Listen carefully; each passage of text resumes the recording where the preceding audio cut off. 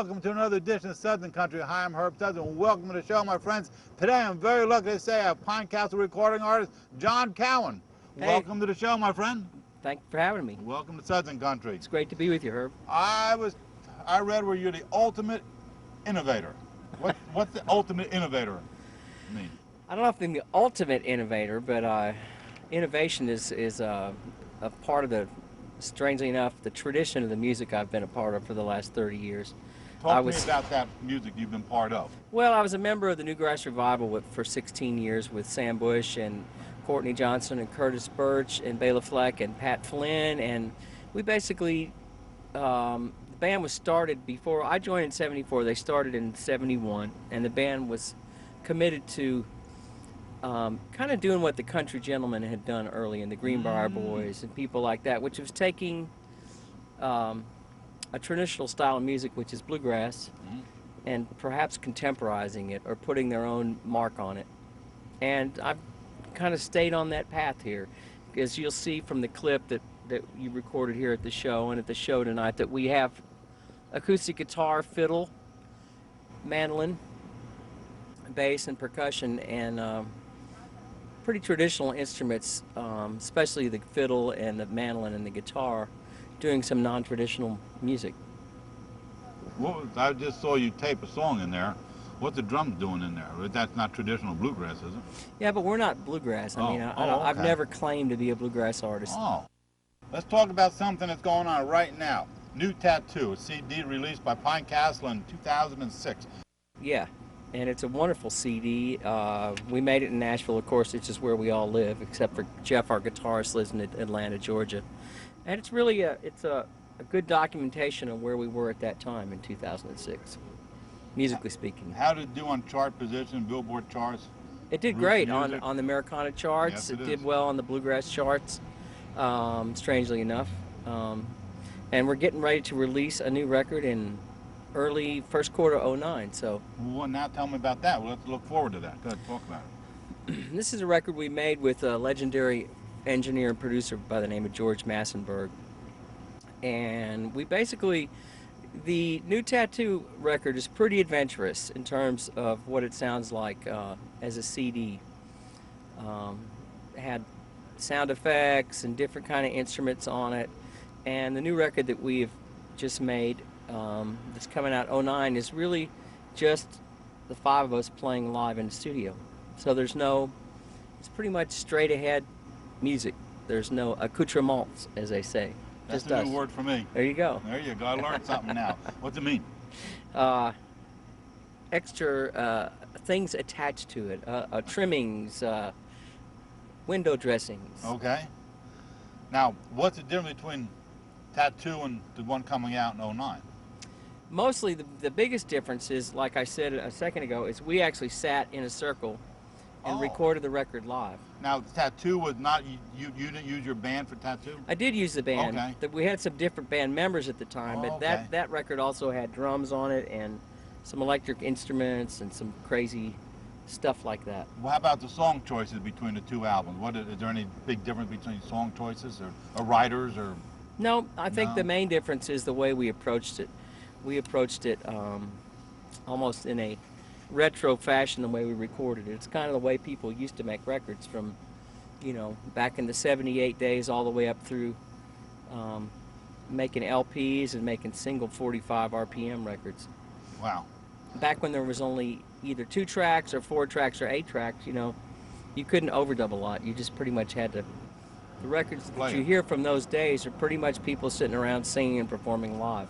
Let's talk about some of the songs on Tattoo, the album they can go buy right now. Yes, you can get it as we speak. Carla's got a new tattoo. Talk to me about that. It's a really cool song. It's written by our friend Bob Lucas, who's a wonderful songwriter and singer and banjo player and fiddler and guitarist. And it's about a girl that goes out and gets a tattoo, and it's kind of a funny little number.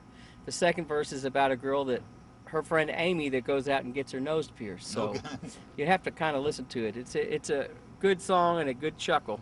Oh. How about New Mine, old school bluegrass? Yes, Working in a New Mine. Yeah, it was written by our friend Ed Snodderly, who actually is the owner of the Down Home Pick and Parlor in Johnson City, Tennessee. Yeah? And it's a wonderful little tune. It's a, yeah. You when modern country masterpieces were back in your arms and hurting Sure. They were kind of revert back to the old country sound. Yeah, definitely. Especially Back to Your Arms. It reminds me in a really sweet way of a kind of if you combine Don Williams and John Hartford. Wow, that's a good combination. Yeah. Here's one that kind of relates to, it's a little bit got personal with this one. Yeah. Drown is Right. one of the last tunes on the record. And it's a autobiographical story about child molestation, about someone being a victim of that, myself being the person. Why did you take the road to get as personal to exploit? You know, yourself? I didn't intend to make this a song, to be quite honest. Okay. It was more like journaling, and it came out in about, I'd been dealing with it since age 8, and I probably wrote this around right as I had turned 50. And the more I looked at it, I thought, because the song is not preachy, it's not whiny. Okay. It's probably the best thing I've ever written as a lyricist. Wow. And I gave it to my friend Daryl Scott, who I trust immensely, who's an amazing singer-songwriter. And I said, would you be interested in writing music to this? And once again, I sent him a file on the internet, and he called me maybe a month later and said, I think I have something. And I went over to his house, and he played it for me on the piano, and needless to say, I melted into a Wow. big old alligator tears. And so it's on the record, you know. I'm really glad we put it on there. I've had so many people talk to me after the fact about their own experiences. It relates to a lot of people. Absolutely. Yeah, absolutely. It's a healing piece of music. I'm gonna listen to that one. Fans are hungry for the inventive experimentation of world-class musicians, Newgrass revival. When you go on the stage, do you play some old grass stuff? Absolutely. Absolutely. Yeah. People want to hear that. Yeah, it's been, I was in that band from 1974 to 1990. Wow, okay. And now it's 2008, so I've been out of the band almost as long as I've been in it, but we made quite a mark on the music world. When you were making that mark back in those days, did you realize you were making that mark, that you were pushing the envelope? Yeah, you knew that already. absolutely. Absolutely. Yeah, you pushed it on purpose. It's a conscious decision on our part that we wanted to do this thing, and we knew it was going down the artist path as opposed to commercial path, and which is a lot harder path to tread. But now in retrospect, it's been, now there's actually a subgenre of music called newgrass. Newgrass. I heard that term for a lot of years. So there you have it. And we're not the ones that started it. We just kind of pushed it along. As I mentioned earlier, there was the Osborne Brothers, the Country Gentlemen, the Greenbrier Boys, Country Cookin', Eddie Adcock and Second Generation, Right. Hot Rise. But all of those bands took the same route. Talk to me about the John Carter Cash project. Well, we've been working together on this gospel record for a couple of years, and John is a dear friend of mine. Yeah. And it started out with him calling me to sing on this gospel record, and so he brought Tony Rice, legendary guitarist Tony Rice, and myself together, though Tony and I have been friends for 30 years. Mm-hmm. Tony played guitar, and I sang vocals on this gospel tune for a gospel record that John was producing. And it kind of went from there. John and I had known of each other, but this is probably 4 years ago, and since then we've become pretty fast friends, and so we're working on a gospel project. Movie. The movie, yeah, it's coming out soon, actually. Is it? Yeah. I believe it's called Billy Graham, The Early Years. Yeah, And once again, Johnny Carter Cash called myself, Harry Stinson, Ronnie McCurry, Ronnie Bowman, John Wesley Riles, and Randy Scruggs, and our friend Tony. Now I'm going to forget Tony's last name. I'm so embarrassed. Anyways, they asked us to do a couple tunes, gospel tunes, and Sierra Hall also for this record. Little mandolin player. So we went in and we sang 2, maybe 3 gospel tunes. This big choir of 5 guys plus Sierra Hall, and I guess the producers liked it so much that they figured a way to have it in the movie. So this must have been in May, perhaps April or May. Anyways, They called us all back and asked if we wanted to be in the movie. In this scene where the first scene where Billy gets saved, Yeah. when he's a young man, he goes into this little campground meeting, basically a revival, and we're the choir. You did some session work too in your day, huh? I've done a lot of session Yeah. work. I really have. You enjoy doing session work? I like it, Yeah. especially when I get to sing with people that I've admired for and have been a fan of. I'll So bet. that's pretty. That's pretty cool. It's pretty rewarding. You are musically, pronounce that word. Schizophrenic. There you go.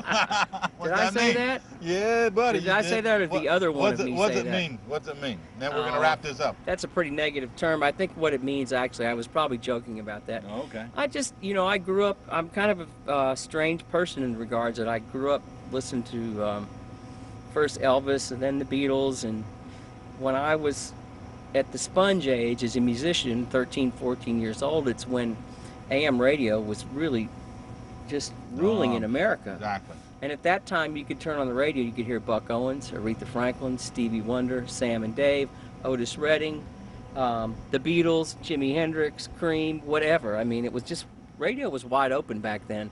And I think that created, and I was such a popular music fan because pop music was so wonderful then. And then just this cosmic accident, I wound up playing in this bluegrass band. I'd never even though I grew up in Kentucky, I had not really heard or listened to bluegrass. Yeah, And then background. I found myself right there in the midst of it for the next 30 years. Website. Website www.johncowan.com. Also www.myspace.com/The John Cowan Band. Thank you, sir. Thank you, Herb. Appreciate having you on Southern Country. Nice meeting you. It's nice meeting you. I'm very happy to say I have round recording artist Tony Rice with me. Welcome to the show, my friend. My pleasure to be here. Good to have you on the show. The acoustic music legend, one of the great flat picker guitarists in bluegrass and new acoustic music. What's a fluid flat picker? I've read you were a fluid flat picker. I never heard that. Fluid flat picker. Yeah, I picked it out of context though, so it might have been in a sentence somewhere. Well, I've seen that before, and the nearest I can figure is they use the word fluid for smooth. Okay. But I don't think of myself particularly as a smooth player nowadays. No. Why? Why? Don't know. No. Okay. Remarkably inventive. With the greatest innovator in acoustic flat picking guitar since Clarence White. These are just stuff that lines I picked out. Let's talk about your album called Quartet with Peter Rowan, released 1/23/07, and it was a studio album. Yeah, that's right. Now, this is the follow-up album to the 2004 You Were There For Me. What will the listeners notice that is different between Quartet and You Were There For Me? Between the two, they listen to both of them. What's the difference between them albums? Oh, there's a few substantial differences. I think mainly, personally, I think the material on the second album was much more thought out. But probably the main difference that the casual listener will hear is the audio quality. It was done in one studio. The whole entire album was done in one studio and was recorded all by the same engineer, who was the engineer I've been using for 30 plus years, named Billy Wolf, that engineered the album. The audio quality is unbelievable, and I think just overall the presentation of the two albums is better. Lyric, what background instrumentals and vocals is there any difference between the background instrumentals and vocals on the two albums? Yeah, there's some differences. Album number one was primarily experimental. Okay. It was recorded piecemeal. Okay. We would be on the road, for example, and have a few days off and get an idea to go in and put a few tunes on tape in a casual studio like in Maine or somewhere. And we went in there for the first album, recorded a few tunes, and maybe a year and a half later we found ourselves in North Carolina with a little time off, so we went to the studio in the mountains and recorded two more cuts. And so. How about lyrically? The songs are as good as the two albums lyrically? Yeah, I just as think good? lyrically they probably are. What was the difference between Peter and yourself in the 4 years? How have you guys changed or get better or up or down? Or I don't know. I don't think Peter and I have changed. Okay. Our working relationship in 10 years has been about the same. Good, good. All right. How did you pick the songs for Quartet? You know, actually, since they were vocals, with the exception of the one instrumental that's on there, and Peter and Sharon Gilchrist, the mandolin player, and Bren Davies, Right. the bass player, they were the ones responsible for picking the material and working up the harmonies. And Now, when this just came to my mind, when you go in to do an album, do you know the song before you go in there, or do you rehearse it much, or how do you attack a song for an album? on my own albums, no. I like to go into a studio blind. Blind, And okay. take a group of good musicians in there without any real structure to anything. That's what I mean. You get them in there and you just start playing music with no particular arrangements. And a lot of the stuff I recorded, actually, the final version that was released consisted of a lot of tunes that were done and constructed on the fly. In other words, what you're hearing is First takes? a lot of those are first takes. First takes. Yeah, sure. Somebody said to me the first take can never be reduplicated again. Is that? Yeah, it depends on, you know, if there's real embarrassing mistakes, Oh, because you can't expect musicians. But sometimes you hit that magic moment where everybody knows the tune and they follow their own instincts and everything gels, and it's so good in spirit that you just go ahead and release it.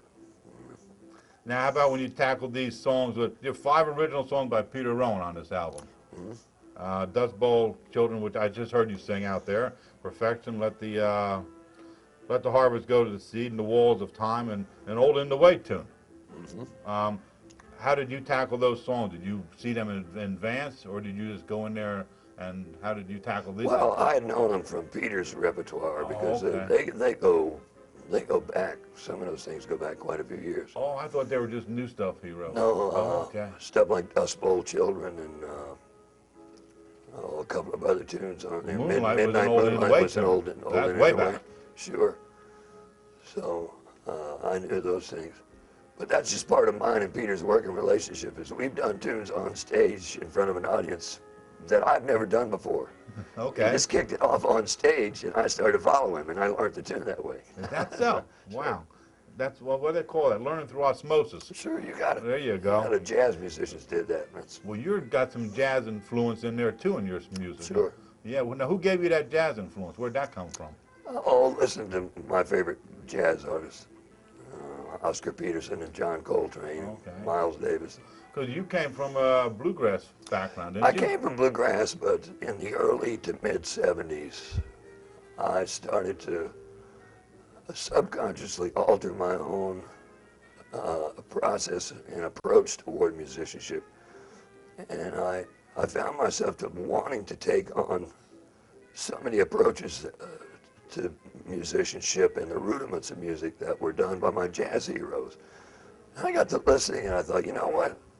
These guys have no idea what they're going to do next.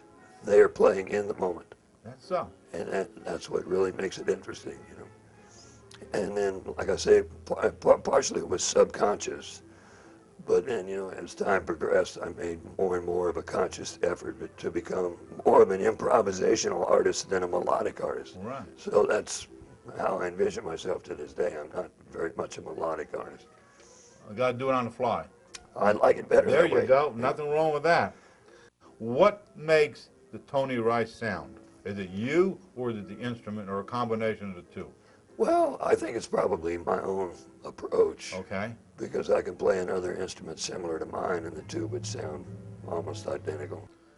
Talk to me about your workshops and your videos and whatever you have out to yeah, teach people to play Tony yeah. Rice style. The instructional videos I've Yes. been doing for the same organization for many years that I told you about off camera a while ago, Right. was from Sure. Homespun Yes. tape organization, an amazing organization. They have instructional videos of probably every artist of notoriety that plays in this genre. Myself, Sam Bush, the list goes on and on and on. David Grisman, I mean. What's taught on those videos? What do you teach? How does a person become a Tony Rice player? If that's possible to do. Well,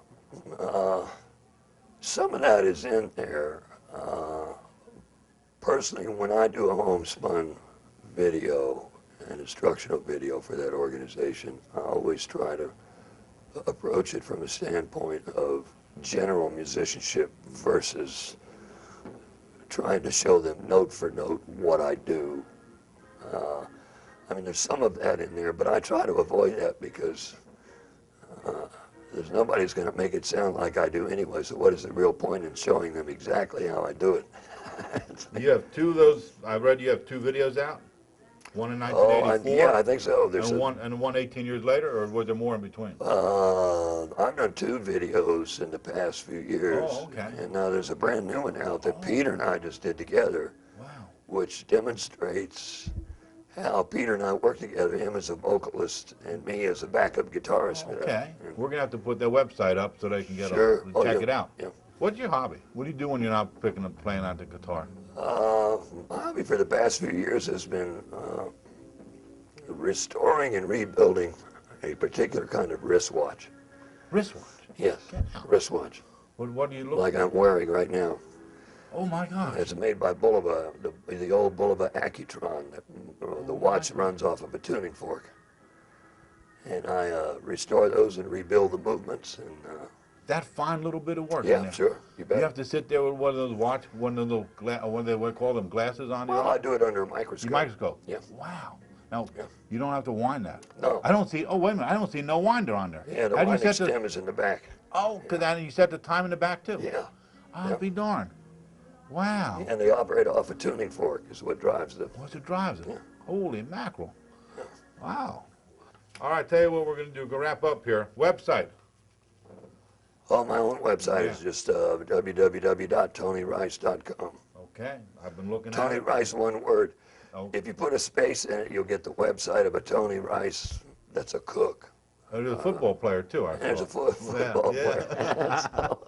Advice to somebody, Tony, what do you got to say? What are you going to, you've been at it a long time. Yeah, advice, boy, I don't know. It's a loaded question. Go for it, man. Follow your heart and follow your instincts. And What's left for Tony to do? You did it so much in all the years. What's left for you to do now? I'm trying not to structure it. There you go. Yeah. 50 years from now, you want to remember it as what? Probably just a guitar player. Okay. Tell you what we're going to do. We're going to put you to work right now. All right. One of the best in the world right here, Mr. Tony Rice, right now in Southern Country. Thank you, sir, for being Thank on you, the show. Herb. Thank you for a Appreciate great your interview. hospitality, and thank You you bet. for being with me tonight.